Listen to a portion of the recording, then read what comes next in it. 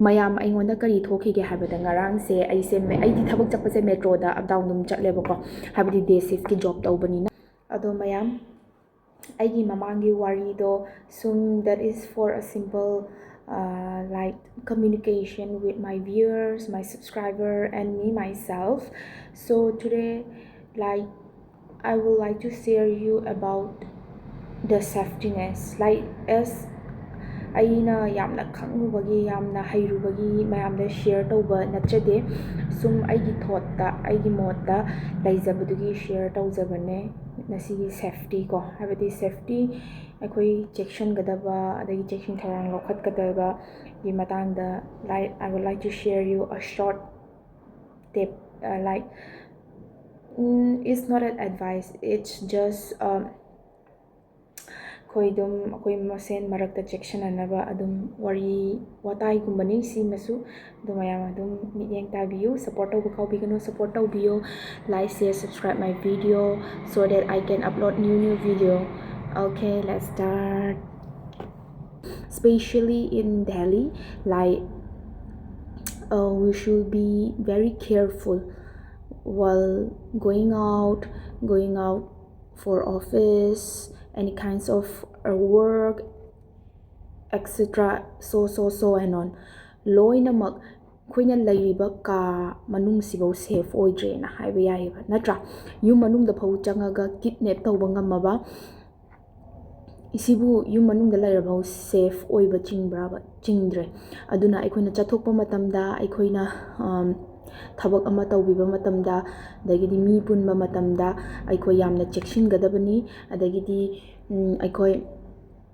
yamna haina singna mi singje loina gadabane bako aduna aikoi puna cheksamina se asoi ngam yaudana ba adagidi khudong thiba nang ba thoktana ba aina su mayamda nolukna haizari aduga sigi wari se adagidi ko mayamna su hana dagi hauna dum khangbiraga lairamani adagidi mayam su chekshalamgani haiba ai thajai adubu hena cheksanana ba kamain tawge habada hujikan matam chidi phana khanba amta yadre natra phana khanba yadre habadi tawra iba mawong sina honga iba ira sina aikhoi phattabo do oihalleba habadi mi mateng pangninga su pangba ngamdaba habadi aina takpagi wabadi nateko adu chumatam naina habdi staff office ta staff lak changai da moi si cleaning kai ka se hana tau thokadabane ado moi di pung tara tara mathoi tar nganda cleaning tawe office staff sin di lai ado si horen akhoi gi manager senior khoi la nganda chai dana bane ba moina hujik saf safai chathari se ado moi staff thing lak changai da hana tau kadabane ado si gi wari se to oga aingon da ngarang thokiba incident ki wari dizage aduga mayam na su checksin bina bane ba ko aina share tau je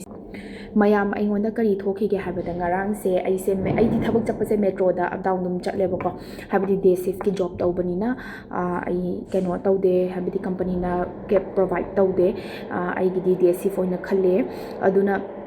nungdang se yumda potha ningeba ko hambra nungdang tumda bse hakjang yam soidana ko aduna nungdang gi cha hingjang habadi hawju hawtrazu nena ta na charaga nungai na potha bado ai pame ba ko aduga kamain thok kari thoke da aingon da ngarang se ai se metro station se sinbagi rapid metro tong bagi ngai ngai sida moi swai gi nupi ma changa ga aingon da excuse me, can I use your phone hai aina why hangta bani kaino mi gi phone use to have the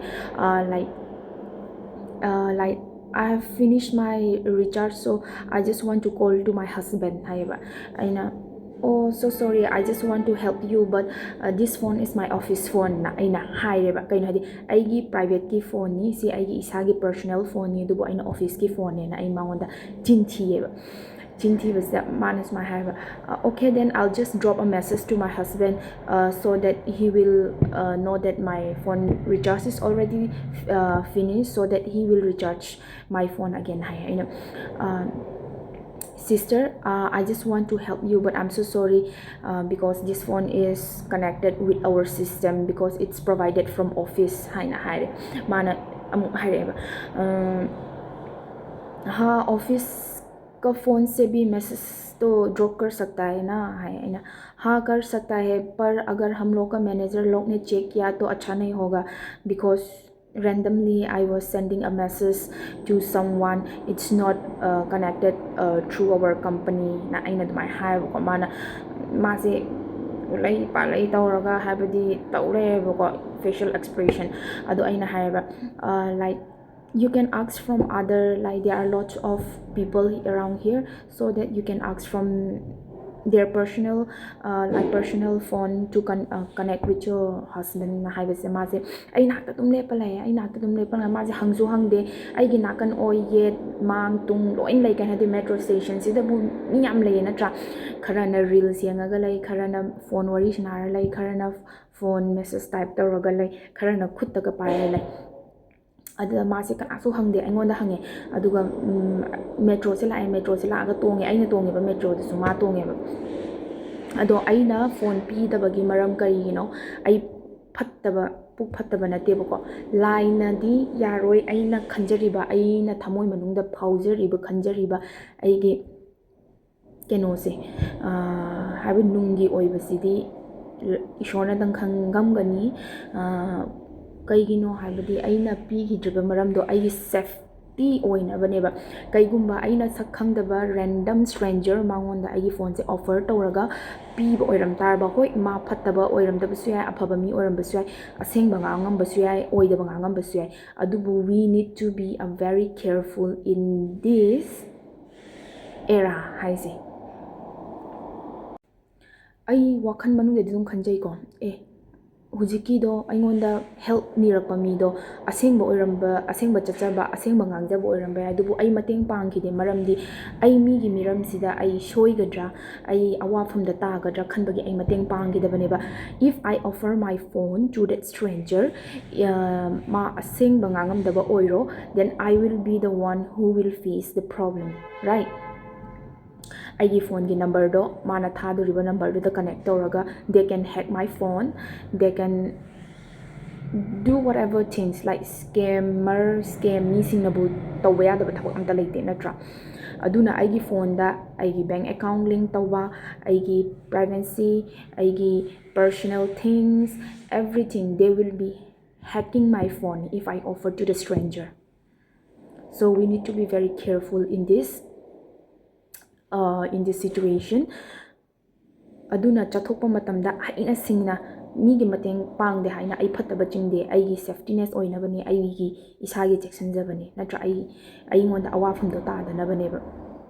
awafam do ta radi kamai tawni ai matha sagani moi hengde threaten tawrakani mera paas wo hai aapka hai jo hai sab kuch hai aap ye paisa leke aao ye karna hai aap jo wo jo hai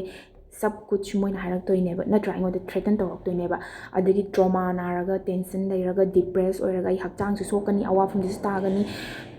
कीदना आइसु पैसा तिंगबा यायेबा नत्रा अदुना आई इसाना चेक्सिंगदबने मयामसु चेक्शन बियु मयामदा आई फत्तबा knowledge ताकपा नते मयामदा पुक फत्तबा ताकजबसु नते मयामना चेक्शन बिनबा हाइजबनी स्ट्रेंजर अमदा अननोन पर्सन अमदा फोन हेक्टा ऑफर तौथोकबिगनु mateng pangningasu hoi moina mateng pangninga lupa tara kun ni badudi tangai fadana piba kaisu kaide natra yauragadi isada yauragadi akoi su paisa tan base yam wana tale swaida paisa ni ba kangu mi myam yam yame ba every traffic stop the thoklak to se mayam tholakani ba moje matam yam khange ba ado ai no mate pide ai pirame ko hek pi ba hoba ngada moje group oina laktoine ba ai hujikan di pidre maram de ai puk phataba na te ba अखोइसु मिरम जे थोलगा पैसा याम वाना ताले याम वाना ताली our office की working hour complete तौदबा यादे अदगिदी of लौनिंगे ना पंगलौदा लौबसु यादे sick leave लौरे ना पंगलौदा लौबा यादे अखोइगी सैलरी डिडक्ट तौगनीबा नत्रा अदुना अखोइसु याम वाना तानबनिना आई पिथोक्तेबा आई सु पे पिदे अंगांग मचा ओइगेरा हनुबी ओइगेरा हनुबो ओइगेरा आई फत्ते हाजेसनु अदुबो आई ngoंदा फील्स तौरिबसिदी only the godfather aina lachariba aigi liesina adung khangbirangani ai karamba mino haibado aina identify taw aduna mayamsu singna haina singna chapiyo aina yam haina singna takjabagi wanate aingonda incident thokpado adugini hojikan matamje yam phatrabani na aina sum